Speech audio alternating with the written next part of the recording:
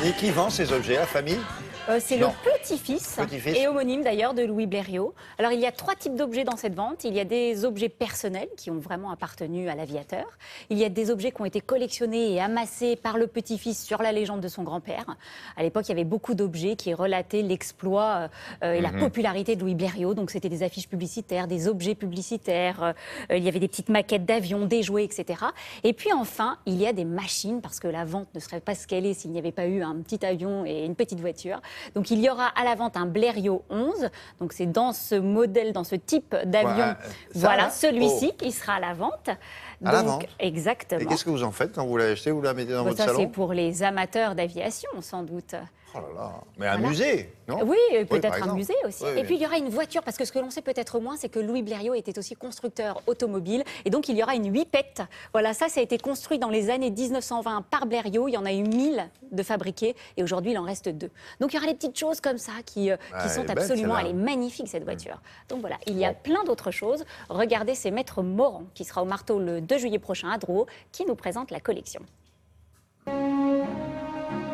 Cette vente Louis Blériot est emblématique parce que Louis Blériot a été le grand pionnier de l'aviation française. Le 25 juillet 1909, au petit matin, il saute dans son avion, s'envole vers Douvres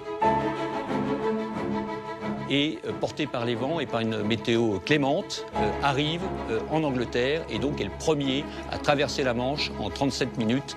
Donc c'est évidemment un exploit retentissant.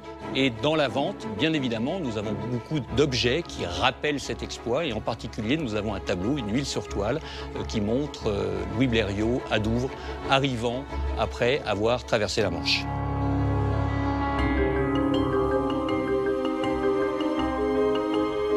Dans cette vente, nous avons des objets ayant appartenu à Louis Blériot, des objets qui sont assez rares, en particulier des montres de vol, donc l'objet phare de l'aviateur.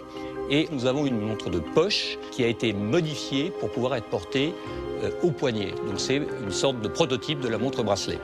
Puisqu'il faut savoir que la montre bracelet a été inventée pour et par les aviateurs. Il y a aussi une canne commandée à Boucheron pour être offerte à Louis Blériot. Cette canne est juste une œuvre d'art. Son pommeau est en cristal de roche, qui est quand même très rare, avec une représentation sur la bague en or de l'exploit de Louis Blériot.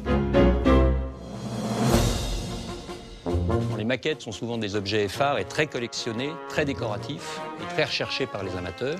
Donc nous avons en particulier une maquette du Blériot 11 en évolution militaire, qui est une maquette en toile, artisanale.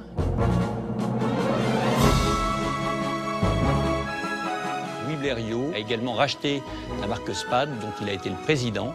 Et nous avons des maquettes de soufflerie en bois, de très belle facture, d'un biplan Spad.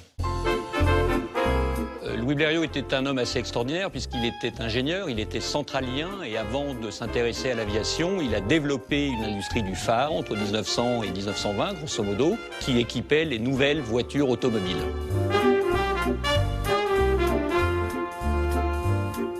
Le monde de l'aviation est vraiment un monde de collectionneurs et de passionnés.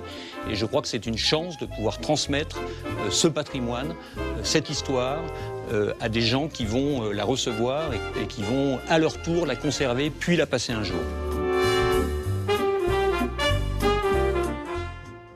Pour les amateurs, il va y avoir de la bagarre là, parce qu'il n'y a pas énormément d'objets comme ça, signés Blériot ou ayant appartenu. Non, c'est assez rare. Et en plus, les estimations sont tout à fait correctes et vraiment, les prix sont vraiment abordables. Bon. Donc, effectivement, les amateurs d'aviation vont se régaler. Regardez, je vous montre ça, William. C'est une lettre adressée à Lindbergh. C'est une lettre de Louis Blériot adressée à Lindbergh pour l'inviter à la commémoration de la traversée de la Manche. Il veut confier cette lettre à son fils qui va faire la traversée de l'Atlantique comme l'avait fait Lindbergh, mais il va la faire dans l'autre sens. Il va faire Europe-États-Unis. Donc, il confie cette lettre à son fils pour la donner à Lindbergh à l'arrivée. Et en fait, cette lettre n'arrivera jamais puisque son fils meurt dans les jours qui suivent. Donc, Blériot conserve sa lettre et on l'a retrouvée dans les archives. Donc ça, c'est des petites choses émouvantes que vous pourrez retrouver. Il y a beaucoup de lettres, de manuscrits, d'autographes dans la vente. Ça va être formidable. Merci beaucoup. 2 juillet à Drouot. Les filles, au revoir. Au revoir. Blonde, brune. Au revoir. Rousse. Ah ouais, pas mal, hein. On l'a pas fait exprès, ça s'est trouvé comme ça. Voilà.